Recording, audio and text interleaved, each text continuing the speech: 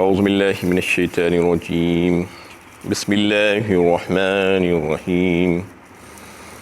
وَإِذَا تُتْلَى عَلَيْهِ آيَاتُنَا وَلَّى مُسْتَكْبِرًا كَأَن لَّمْ يَسْمَعْهَا كَأَنَّ فِي أُذُنَيْهِ وَقْرًا فَبَشِّرْهُ بِعَذَابٍ أَلِيمٍ۔ اور جب اس کو ہماری آیتیں سنائی جاتی ہے تو غرور و تکبر کے ساتھ منہ پھیر لیتا ہے، ایسے کہ وہ سنا ہی نہیں، گویا کہ اس کے کانوں میں ثقل ہے،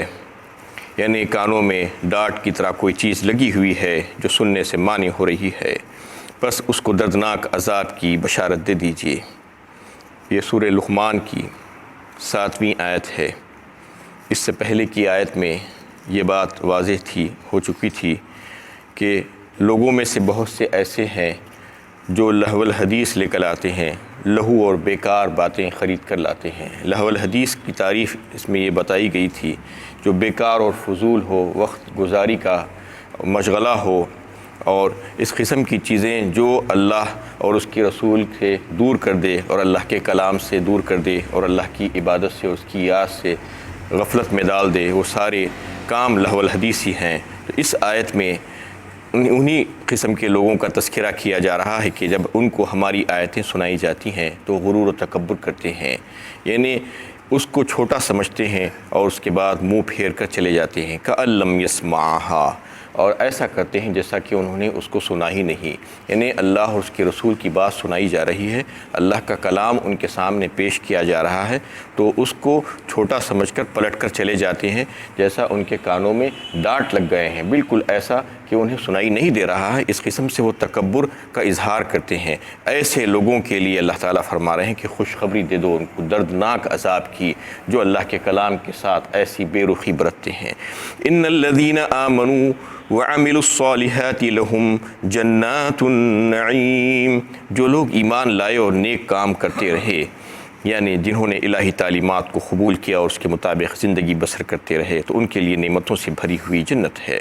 خالدین فیہا وعد اللہ حقا وہو العزیز الحکیم، جس میں وہ ہمیشہ ہمیشہ رہیں گے۔ اللہ تعالیٰ کا یہ وعدہ سچا ہے اور وہ زبردست اور حکیم ہے۔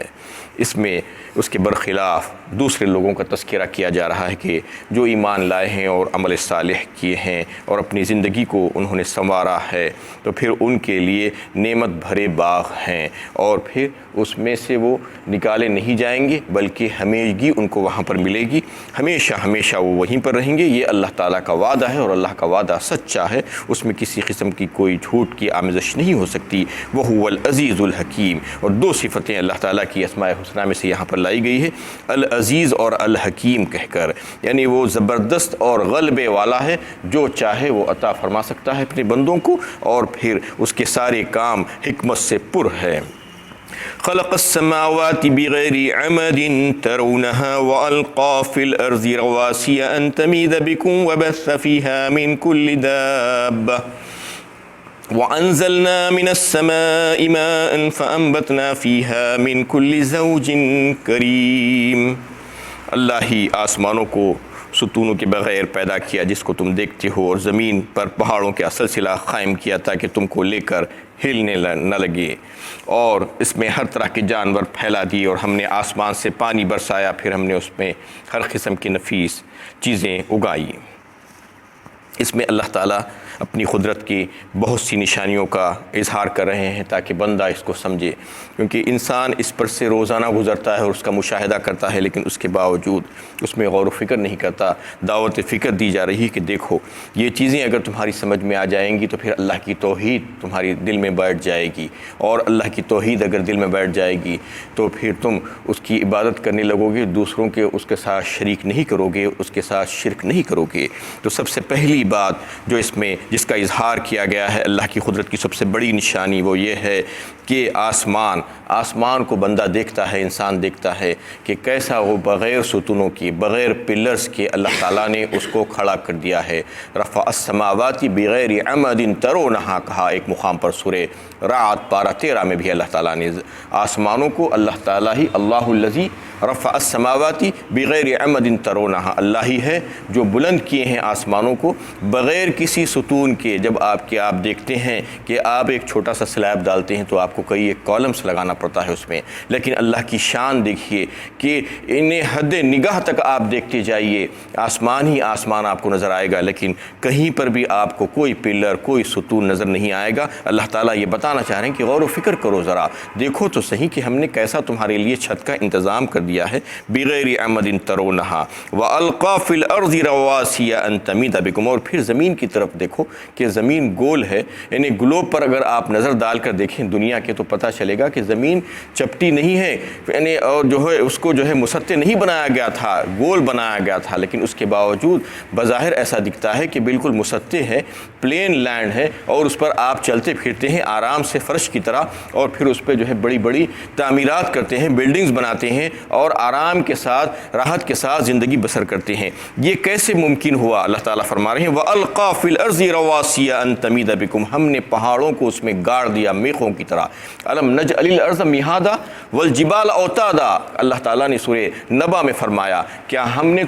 تمہارے لیے زمین کو فرش نہیں بنایا اور پہاڑوں کو میخوں کی طرح اس میں گاڑ نہیں دیا کہ وہ تم کو لے کر ہلے نہیں، حرکت نہ کرے؟ تو یہ اللہ کی شان ہے کہ اللہ تعالیٰ نے زمین کو حرکت کرنے سے بچا دیا اور انسانوں کو اس کے لیے فرش بنا دیا تاکہ اس میں آرام و سکون کے ساتھ رہ سکے۔ وَبَثَّ فِيهَا مِن كُلِّ دَابَّةٍ، اور پھر فرماتی ہیں کہ زمین پہ ہم نے ہر طرح کی انہیں چیزوں کو پھیلا دیا، جانداروں کو، اس میں جو ہے بہت سے جانور ایسے بھی ہیں جن کو انسان استعمال کرتا ہے، اور کیسے استعمال کرتا ہے؟ اس کے گوشت کو کھاتا ہے، اس کا دودھ پیتا ہے، استعمال کرتا ہے، اور اس کے اوپر سواری کرتا ہے، اس کے اوپر بار برداری کرتا ہے، انہیں بوجھ اور سامان لادنے کے کام بھی آتا ہے۔ ریگستانی علاقوں میں اگر آپ جا کر دیکھیں تو پتہ چلے گا کہ اونٹ اور دیگر جانور جو ہیں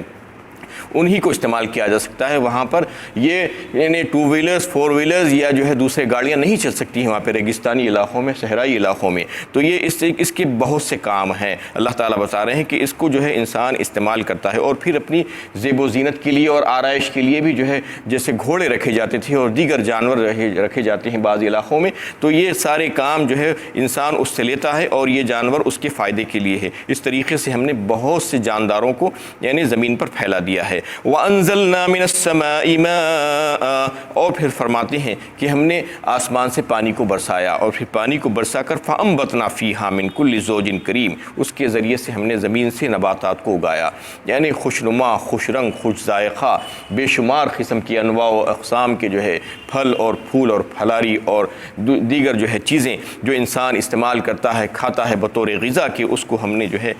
اسی مٹی سے اور اسی پانی سے جو ہے بنا دیا، جو مختلف قسم کے ہے، یعنی ایسے رونق دار اور ایسے رنگ برنگے ہیں جس کو ہم نے پیدا کیا۔ اللہ تعالیٰ کی شان ہے۔ اللہ تعالیٰ فرما رہے ہیں دیکھو ان تمام چیزوں کی طرف غور و فکر کرو کہ کیسے ہم نے جو ہے یہ تمام چیزیں تمہارے لیے پیدا فرمائی ہے تاکہ تم کو اللہ کی توحید سمجھ میں آ جائے۔ ھذا خلق اللہ فارونی ماذا خلق الذین من دونہ بل الظالمون فی ضلال مبین، یہ ہے اللہ کی خالقیت، پھر مجھے دکھاؤ تو صحیح کہ انہوں نے کیا کیا پیدا کیا ہے جنہیں تم شریک فرمان روائی قرار دیتے ہو۔ واقعہ ہے کہ ظالم کھلی گمراہی میں پڑے ہوئے ہیں۔ پھر یہ تمام چیزیں بتانے کے بعد یعنی دعوت و فکر دینے کے بعد انسان سے سوال کیا جا رہا ہے کہ دیکھو یہ تمام چیزیں تو میرے اللہ نے پیدا کی ہیں، میرے رب کی پیدا کردہ چیزیں ہیں، یہ اس کی مخلوقات ہیں،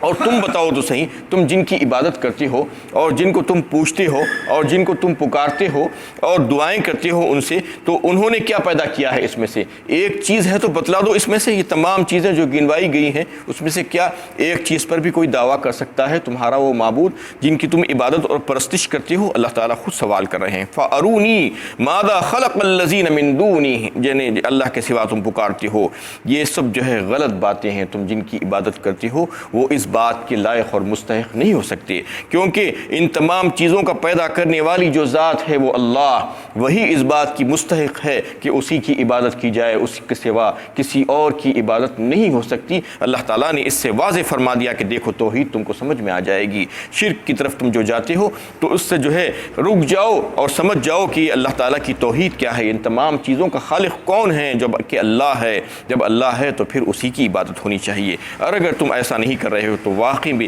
یہ ظلم ہے اور ظالم کھلی گمراہی میں پڑے ہوئے ہیں۔ وَلَقَدْ آتَيْنَا لُقْمَانَ الْحِكْمَةَ أَنِ اشْكُرْ لِلَّهِ وَمَنْ يَشْكُرْ فَإِنَّمَا يَشْكُرُ لِنَفْسِهِ ومن كفر فإن الله غني حمید۔ اور یقیناً ہم نے لقمان کو دانائی عطا کی تھی کہ ان اللہ ہی کا شکر گزار بندہ بنا رہے، جو کوئی شکر کرے گا تو اس کا فائدہ اسی کو پہنچتا رہے گا، اور جو ناشکری کرتا ہے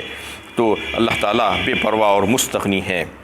یہاں سے حضرت لقمان کا تذکرہ آ رہا ہے تقریباً 1 رکوع تک۔ حضرت لقمان کے تعلق سے مختلف رائے ہے لوگوں کی۔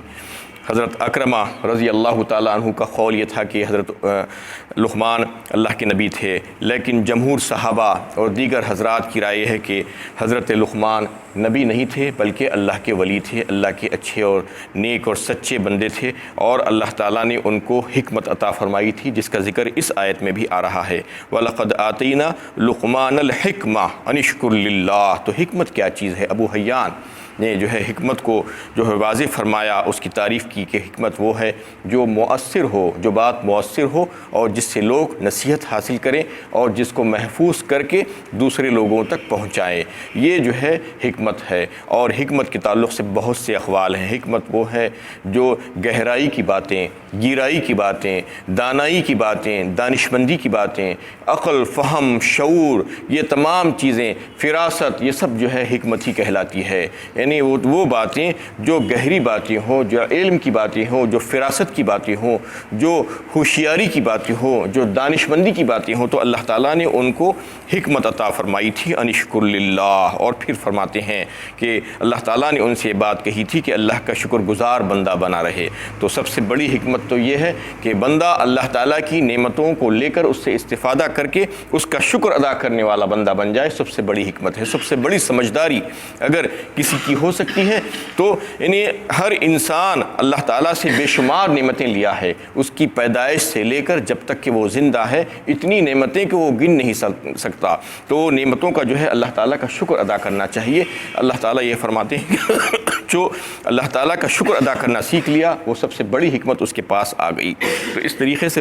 حضرت لقمان کا تذکرہ اس میں آ رہا ہے کہ حضرت لقمان کے پاس اللہ تعالیٰ نے ان کو کیسی کیسی حکمتیں عطا فرمائی تھی۔